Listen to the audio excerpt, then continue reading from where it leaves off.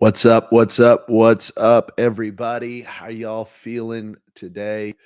Welcome to this quick little live that I wanted to do. I just wanted to talk to you for um, a couple of minutes and share a couple of ideas with you that I thought would be beneficial to you and to your leadership and to uh, to just helping you level up. I wrote down that these are seven important ideas about leadership. And at first, I was going to say words about leadership, but I felt like ideas was better because within every word is an idea. Um, they say that a picture is worth a thousand words. I think that every time we use our words, this is really important in leadership, by the way, that every time we use our words, we have to understand that we are creating images, we are creating ideas, we are creating concepts. And that's why our words are so important. And that's why we have to be so disciplined with our words because every time we speak, we are creating images, we are tapping into the imagination and into the ideas of people. And so I always try to think about words as ideas, words as concepts, words as pictures, words as something that I know what I'm trying to say, but I also have to think about what they might hear. And therefore, I have to be very disciplined and thoughtful with my words. I want to just talk about a few leadership ideas. And the first idea, the first word, the first thought, the first concept is best. Best. What is best?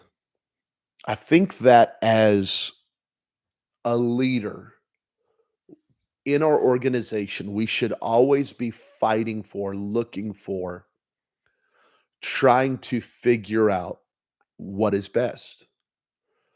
Um, I don't want to get consumed with what I can't do or wish I could do or what I tell myself I would do if I had more money, more people, more staff, more talent, more skill. Don't get caught up in that. Think rather about what is best. What is the best I could do right now? This is the principle that Jesus taught in Matthew 25 when he said, if you're faithful with the little, you'll be ruler over much.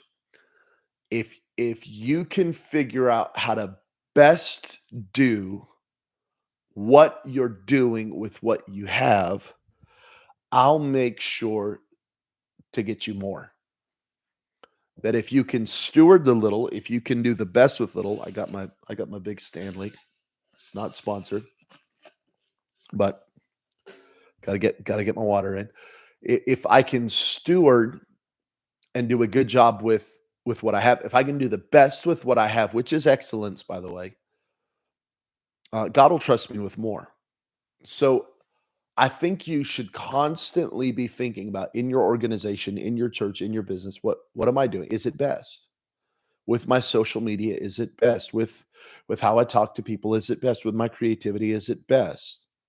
Best. When's the best time to have a meeting? When's the best time for you to prepare uh, a a sermon or a presentation? When's the best time to make big decisions? When's the best time to use your creativity? When's the best time to pray? When's the best time? When is the worst time so you avoid that? Best. Never think about and never obsess about what you would do or could do. Be obsessed about what is the best I can do right now. Solomon prayed this. In First Kings 3, we always talk about how Solomon asked for wisdom, but he didn't actually ask for wisdom. You won't see, quote, God give me wisdom. He says, give me a discerning heart so that I can recognize good and evil. God, let me understand what's best. Give me discernment so that I recognize good and evil, so that I recognize what's best. Um, you've got to fight for and live in and contend for what's best. Not what's good, no, it's fine. No, what's best. Um, that's how things grow. Not everything can be great. Not everything can be awesome. Not everything can be what you want it to be, but it can be best. That's what you're fighting for. You're fighting for what's best.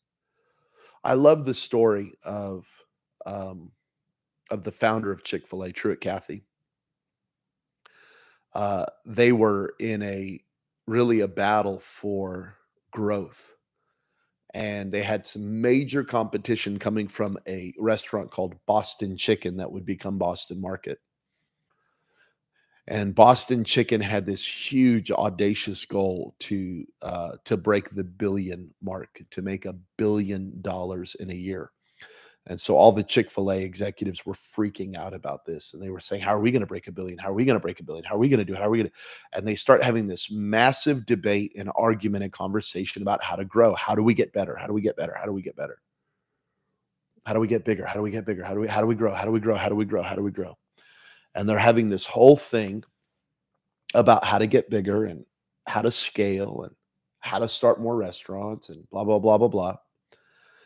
And after all of this arguing and after all of these conversations, eventually Truett Cathy stops the meeting and he says, "Stop talking about how we're going to get bigger.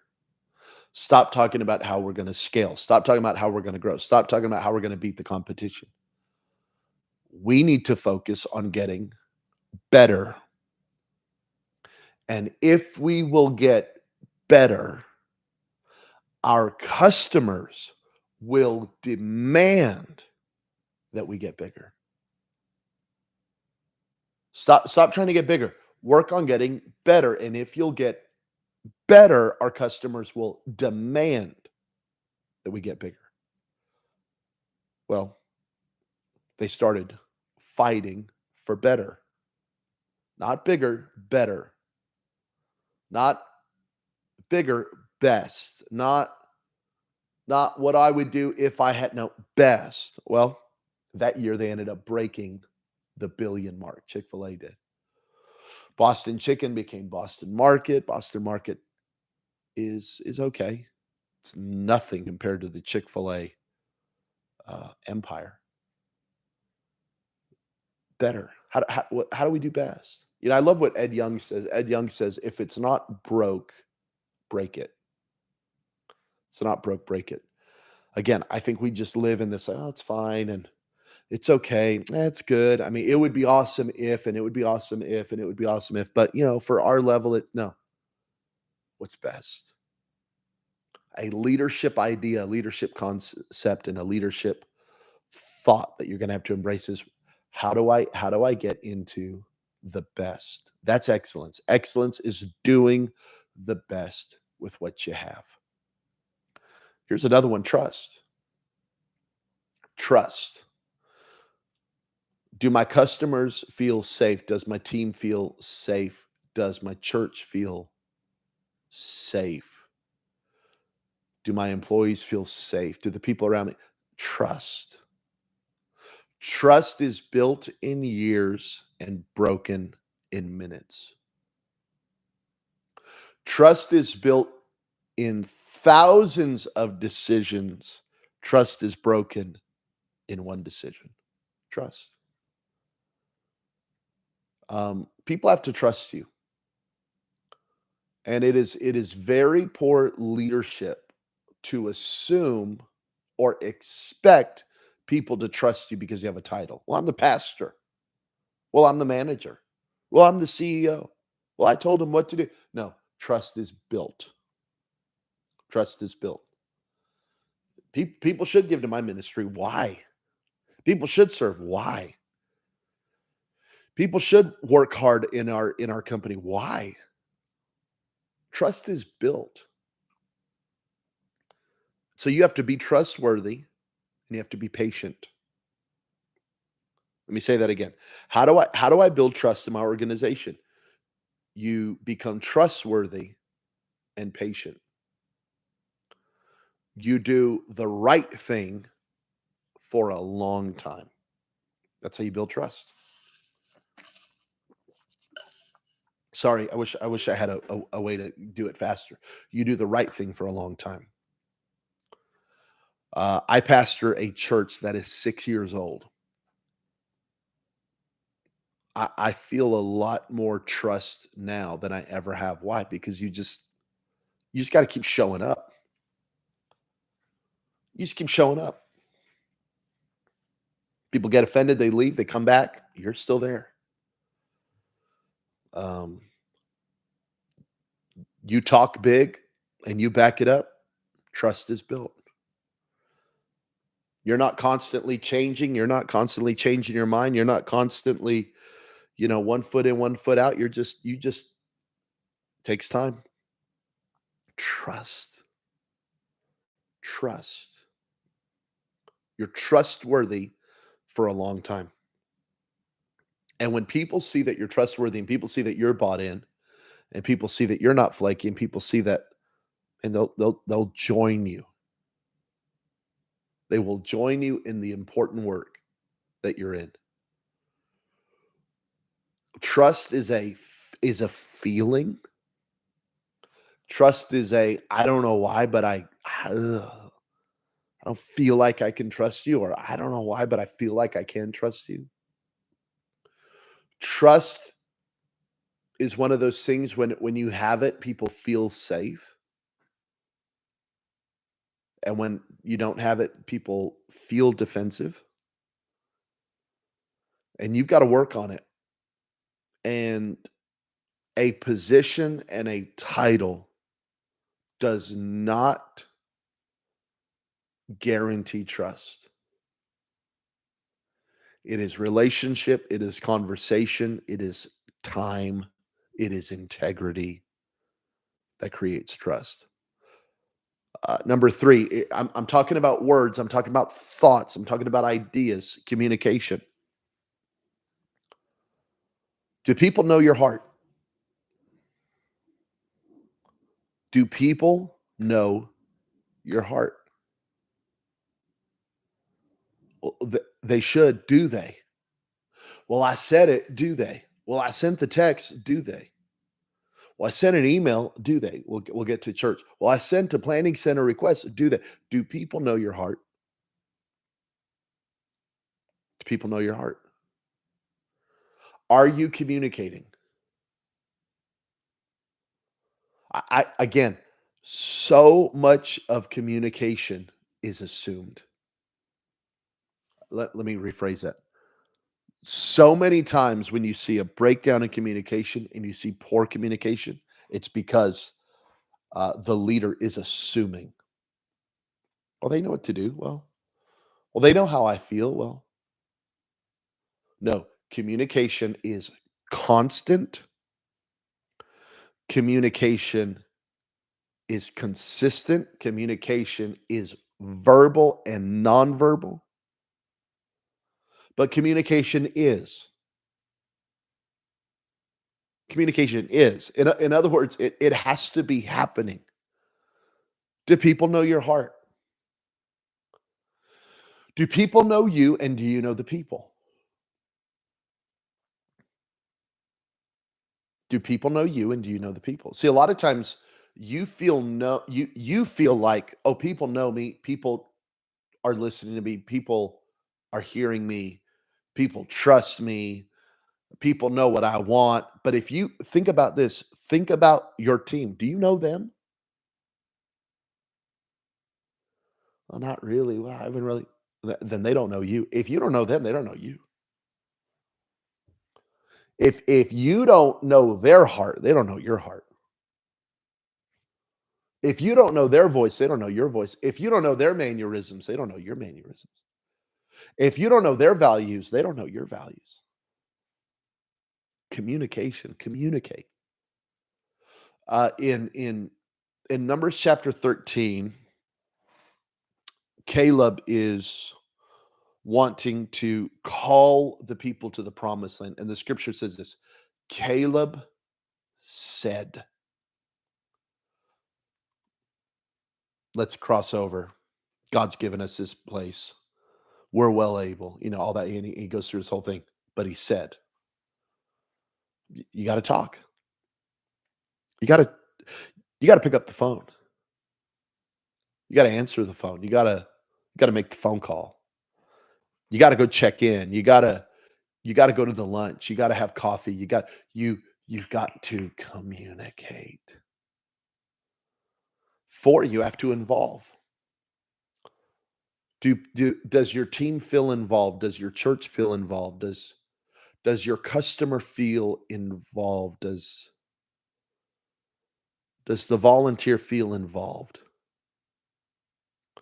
This is a little phrase that I've worked hard at and I've really tried to live. The circle can always get bigger. The circle can always get bigger. Invite people into the circle. Invite people into the circle. Invite people into the circle. The circle can always get bigger. Involve people. Get people in the circle. Ask and ask big. Ask and ask big. Involve people. I'll never forget Charles Neiman telling me. Pastor Charles is one of the great men of God in our country. 75. He's pastored the same church for 45 years in El Paso, Texas. Born and raised in El Paso. He's just nobody better. And Pastor Charles told me when we were first planting the church, he said, "Jabin, you got to let people know you need them." And not in a weird, needy way, but in a very adult, mature, "Hey, we're in this together. I need you. Need you to serve, need you to give, need you to pray, need you to show up, need you in attendance. I need you." That's a part of we're talking about involvement. We're talking about the circle can get bigger. We're talking about letting people be around. We're talking about not missing critical moments. Let me give you an example. A couple of Sundays ago, I was talking with a person. There's a line of people that want to talk to me, but I'm fully engaged with him. And I noticed that the next couple in line to talk to me are leaving. They realize, okay, this convo is going a little long. We need to go. And so I kind of catch them out of my the side of my eye, and they go, see, they kind of wave. And I did something in that moment because I didn't want to miss them. I grab the person's arm that I'm talking to, and I grab the person that's leaving, and I grab both of them. I grab them.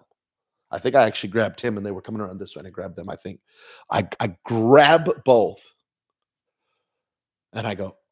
So I look at the guy that I'm talking to. I go, hold on 1 second, and then I look at the people and I go, give me 1 minute. I really want to say hi to you. Well, in that, I communicated a ton of value to them. I communicated value to him. I also let him know I do have to keep moving. There's hundreds of people that want to talk to me. I was, but everyone's involved. I didn't go, hey, bro, I got other people, or I didn't have someone tap him on the shoulder. Hey, pastor's got no. I involved everyone in the moment. I valued them. I valued him. I touched. I brought everybody into the circle. Everyone felt valued. He understood. I've got to wrap it up. And so give me 1 minute. I'm almost saying, give me 1 minute. And then I fully engaged. And at about a minute, he kind of knew that it was time. And I said, man, it's so good to talk to you. We got to keep this going another time. I got to go say to a couple more people. Shook his hand, all love, big hug, said hi to them. They felt so. The circle can always get bigger. Involve. Involve. Here's another one, consistency. Consistency. You must learn the art of sustained Enthusiasm. You must learn the art of sustained enthusiasm. Staying enthusiastic and fired up and emotionally engaged for a long time. How do I do it? How do you pastor for 10 years, 20 years, 30 years? How do you keep the love alive in a marriage 10 years, 20 years, 30 years, 40 years? How do you how do you keep eating healthy and keep going to the gym? I don't know that one yet. I haven't figured that one out. I ate I ate good last night. I ate a salad last night. Amen. Praise the Lord. Okay, but who knows what's going to happen today? Okay, I haven't figured that one out. I'm just saying, how do you do it? Here's how you stay enthusiastic. You focus on the good and you rehearse the good and you keep the good in front of you.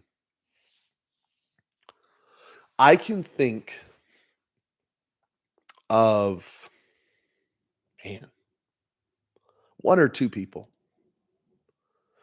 that have really hurt me, that have really come after me, that have really tried to damage me, that were really awful to me. I could think of one or two people.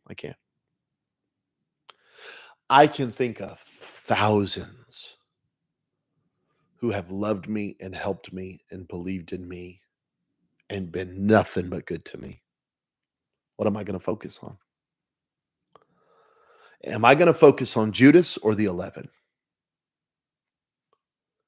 Am I going to focus on Jezebel or the thousands that haven't bowed their knee to Baal? Am I going to focus on the minority of demons, one third, or am I going to focus on the majority of angels, the two thirds? Am I going to focus on the devil, the defeated foe, or am I going to focus on the everlasting, almighty, victorious God? A massive part of consistency is enthusiasm, and a massive part of enthusiasm is focusing in on the good. Where is your focus? So you've got to rehearse the stories. You got to rehearse the why. You've got to rehearse the testimonies. You got to rehearse the good that you've contributed to the world as a business owner, as a real estate agent, as a stay-at-home mom, as a multi-level marketing salesperson, as a pastor, as a minister. You've got to focus and focus and focus on the good. In a normal season of life, like right now, I've got some challenges, and I've got some people in our church that have got some major challenges, and I've got to emotionally engage to help them and to sustain me through my own challenges. I've also got hundreds, if not thousands, of victories happening, and I have to balance that, or I will go so dark. Now, I also can't just ignore it. You can't ignore it. Jesus didn't say ignore the mountain. He said speak to the mountain. You can't ignore it, but I've got to live in the tension of it. Consistency. Stop being bored. Just stop it. Just stop being bored and engage in the stories. Excuse me. Engage in the stories. Engage in the testimonies. Engage in the value and the gift and the genius that you bring to the world. Lastly, I want to just talk about generosity. Are you generous? Your generosity and your joy are connected, inseparable. And if your joy is low, your generosity is low. I promise you. I said if your joy is low, your generosity is low. I promise you. Because they're connected. They're married. They're conjoined. Generosity will be a key to everything you do. The Proverbs 11, the world of the generous, Proverbs 11, 24 and 25. The world of the generous is getting larger and larger and larger and larger. The world of the stingy is getting smaller, smaller, and smaller. Those who refresh others will be refreshed. You have to choose. Um, I remember hearing. Sorry, my shoes are squeaking. I remember hearing. John Maxwell told me this. I don't know if he came up with this or someone told it to him, but he said, "Jabin, in life you will give, and in life you will take. Just make sure you give more than you take. In life, you will give and you will take. Just make sure you give more than you take." People are not a means to an end. The church is not a means to an end. Ministry is not a means to an end. I'm I'm giving. I'm a giver. I'm generous. My hands are open. And I'm going to give everything I can away. And I'm going to let God sustain me. I'm not talking about being irresponsible, foolish. You understand what I mean? I'm talking about the posture of my heart is giving, not taking. Blessing, not looking for the blessing. Lifting, not tearing down. Generous, not jealous. Positive, not negative. I'm talking about generosity. It's a way in which you live and speak. I love amazing pastors in Dallas, Earl and Onika McClellan. They're just incredible. They pastor Shoreline Church in Dallas, massive, maybe the fastest growing church right now in America. Just got a new building, just exploding, incredible. Onika said this statement years ago. I've never forgotten it. She said there's two kind of people who walk into a room. The first kind of people are here I am people. You walk in the room and go, here I am. Everybody look at me. Everybody celebrate me. It's all about me. Tell me I'm awesome. Tell me I look. It's here I am. She said, but there's another kind of person. It's the there you are person. They walk into the room and go, there you are. I miss you. I love you. You look amazing. Have you lost weight? I keep hearing all these amazing things about you. I just love what you're doing. Oh, there you are. And you're going to be a here I am person or a there you are person. Here I am people are stingy, small, selfish. There you are people are generous and big and selfless. Yeah, I'm gonna be that way. Earl and Onika are that way, and I'm gonna be that way in the name of Jesus. And with every time that you live that out, practice that, and work on that, the poverty spirit and the orphan spirit breaks off of you a little bit more. And the spirit of the son and daughter of the Most High God grows. The the spirit of provision grows in you. That wealthy and healthy mindset grows in you more. And so I'm refusing poverty and orphan, and I'm entering into the big spirit that God has for me that always lifts others up. And then as I live to serve and give and lift, while I do that for others, God does that for me. Just some leadership ideas. I love you. I'm grateful for you. Just wanted to hop on a quick live and talk to you. Um, you're an amazing leader. You're growing in your leadership. You're going to change the world, and I can't wait to watch you do it. I'll see you soon. Love you guys.